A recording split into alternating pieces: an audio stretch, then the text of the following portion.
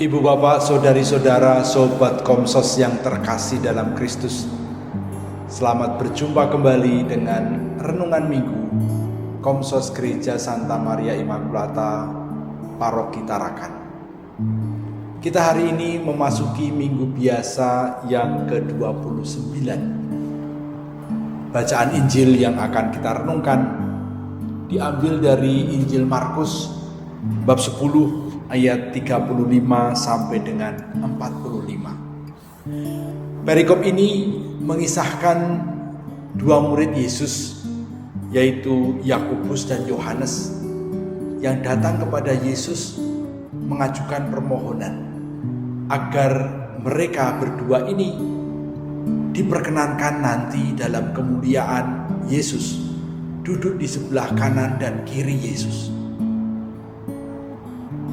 Latar belakang permintaan mereka ini adalah pemberitahuan Yesus yang ketiga kalinya kepada para murid bahwa dia akan mengalami penderitaan, penyiksaan, bahkan dibunuh dan mati disalib.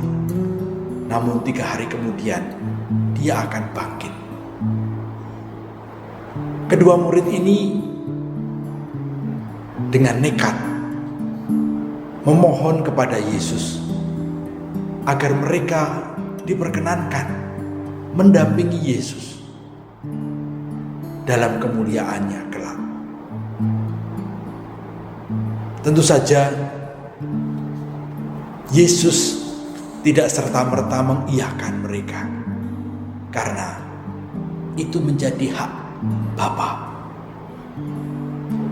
Yang menjadi pertanyaan bagi kita semua adalah, apa artinya mengikuti Yesus dan seperti yang dikatakan Yesus, minum piala dan dibaptis dengan baptisan yang akan diterima oleh Yesus. Kedua murid tadi ketika ditanya oleh Yesus langsung mengatakan, kami sanggup menerima baptisan dan meminum piala sampai tuntas. Dalam bahasa kitab suci, meminum piala dan menerima baptisan adalah mengalami penderitaan,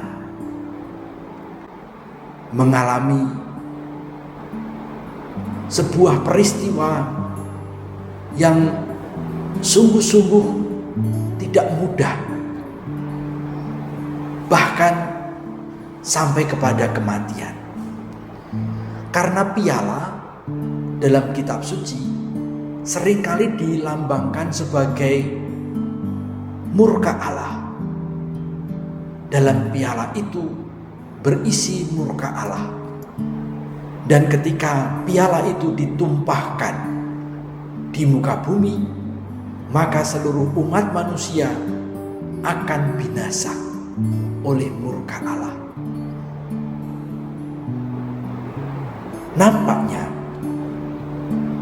karya keselamatan sudah tidak mungkin lagi dialami oleh manusia karena dosa manusia yang sudah begitu berat.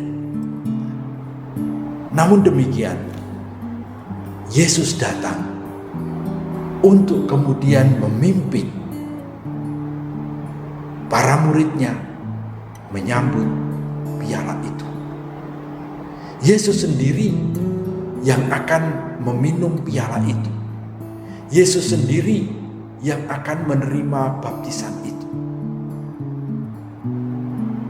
Kedua murid ini ingin ikut masuk di dalamnya.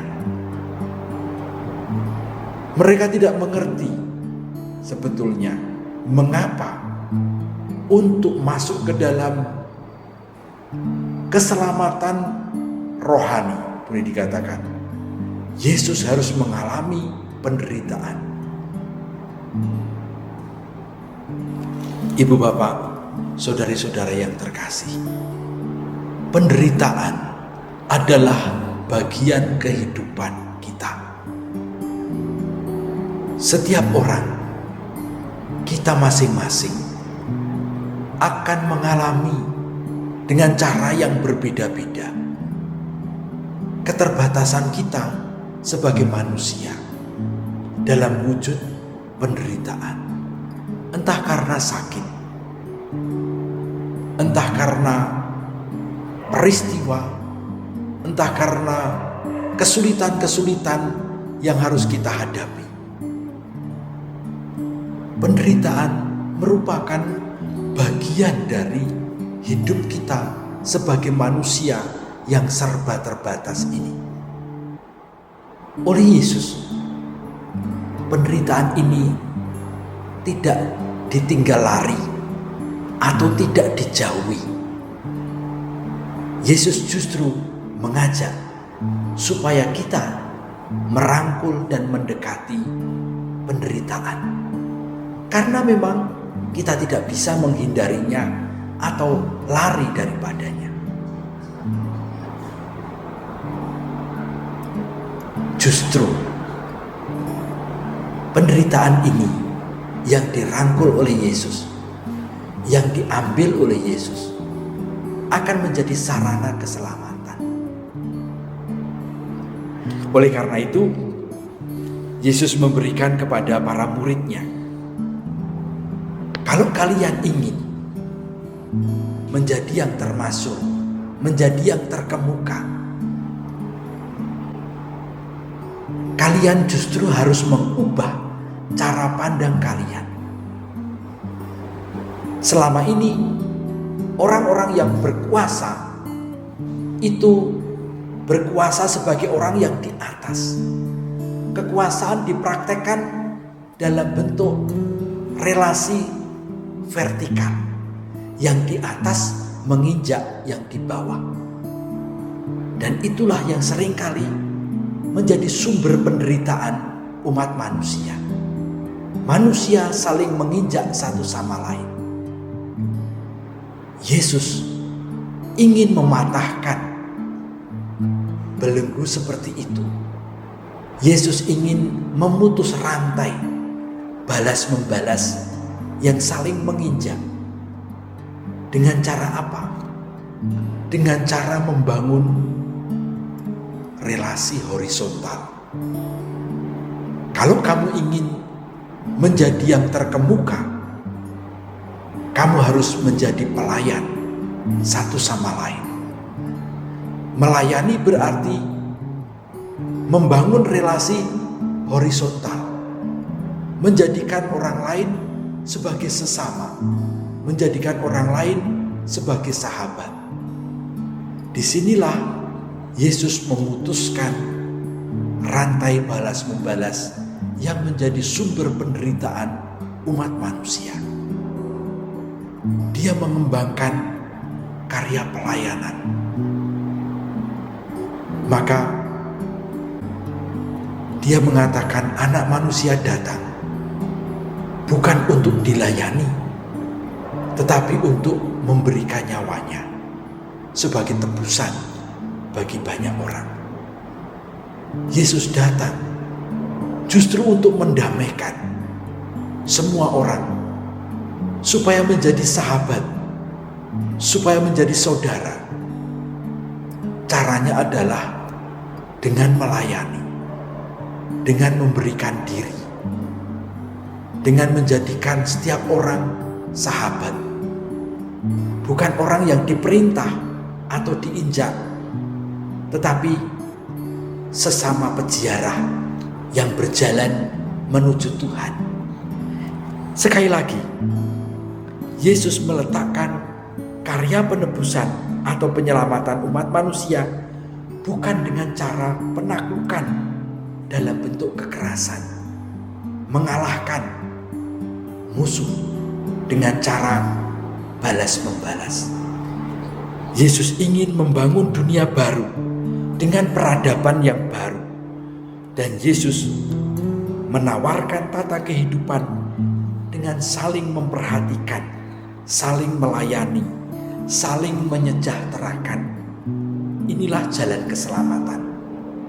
Kecenderungan egosentris yang sering berujung pada saling menghancurkan dipatahkan oleh kesediaan untuk berkorban menjadi tebusan.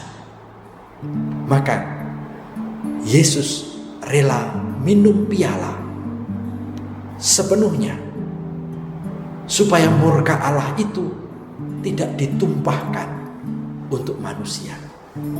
Yesus rela menerima baptisan supaya hukuman kematian, kehancuran yang semestinya dialami oleh manusia ditanggung sendiri oleh Yesus. Semoga kita menghargai apa yang telah dimulai oleh Yesus dan juga melanjutkan semangat itu pada zaman ini, membangun persaudaraan dengan saling melayani. Semoga Tuhan senantiasa menguatkan dan memberkati kita. Amin.